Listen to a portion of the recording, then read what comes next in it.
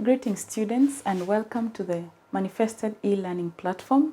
This is as our first day of this lesson. We are going to learn about English, all right? Before we learn about English, I'm going to introduce myself. I am Linda Kagai, a teacher of English and literature. I have been teaching for the past 8 to 10 years. I have vast experience in both sections, paper 1, paper 2, paper 3, literature, grammar, listening and speaking, writing, all right, so you're in the best hands. I have also studied my master's in also linguistics.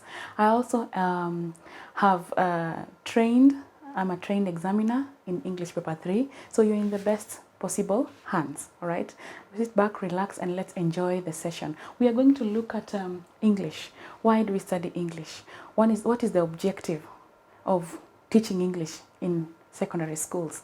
Even you as a student, sometimes I know you ask yourself, why am I learning English? All right? And one of the objectives of English is that by the end of the 4 years, okay,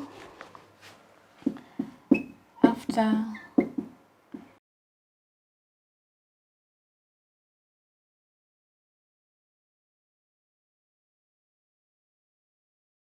okay, so we are looking at English as a subject, all right? Our main focus to have this lesson is to understand English. It is a language that is part of our curriculum in Kenya, okay? It is part of our language planning policy, like it's part of our official language, hence the importance of why it is taught in schools. It also helps you maybe to understand subjects. But now, what is the main focus, all right? The objective is that after 4 years of studying English, the student must be morally upright. The student must be respectful and practice universal roles. So all those aspects in English, the listening and speaking, we have 4 aspects. We have listening and speaking in our syllabus. We have listening and speaking. We have grammar, okay? We have comprehension.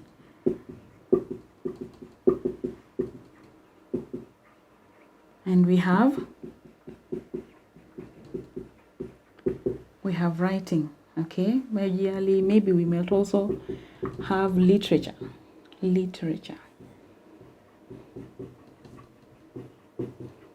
Okay?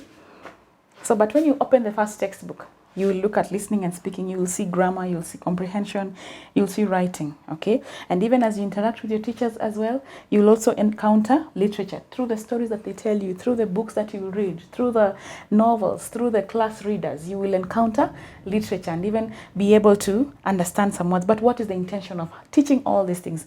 The main focus is to help you to be morally upright. All this will help you to be respectful.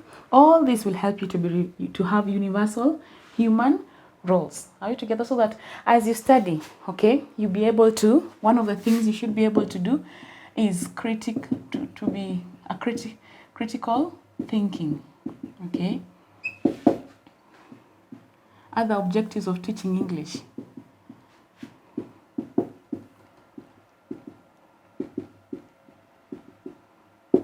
Okay, or maybe purposes of teaching English.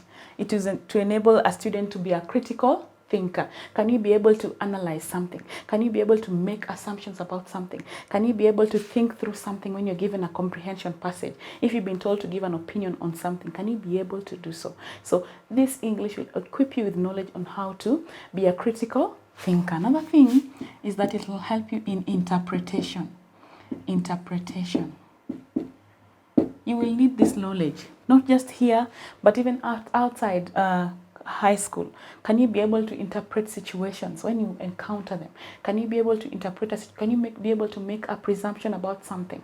All right, it makes, when you study all these aspects, you should be able to be a good interpreter of aspects, not interpreter in terms of subject, or maybe in terms of changing a word from Swahili to English, but interpretation in that, can you be able to understand something in depth? All right, then another thing is that we should be able to communication in terms of we have different aspects in communication. We have reading, we have listening, we have speaking, we have writing. So all these aspects, okay, you will be able to communicate because of maybe having the ability to read, having the ability to listen, having the ability to speak, and having the ability to write. So by the end of the 4 years, you should be able to read, listen, speak, and write intelligibly. All right. So as you study English, internalize this. I'm just not only learning a language, but language that will help me outside school. Okay. That will help me even interact with other people. What are you teaching the world when you get out of the school? All right. Number 4, we're looking at the moral value impact. Okay. As you interact with people out there, okay, what have you learned about interaction? Okay, that border rider, we call them border riders, right? How can you talk to them that makes you look like someone who has been to school and knows how to speak to people? The idea of etiquette in conversations, it's also found here in listening and speaking. When you're talking to another person in another platform, for example, you've gone for an interview, how you present yourself. Okay, this is all about the moral value impact. When you're a politician out there and you're addressing people, you know, the way you address people will show whether you've learned moral values at school. You can only learn moral values in English. You can only learn moral values in English because the society has lost a lot because maybe of the social and political and economic times that we face every day. So for us not to lose that part of us that makes us human, we learn that through English. So it's a very important aspect.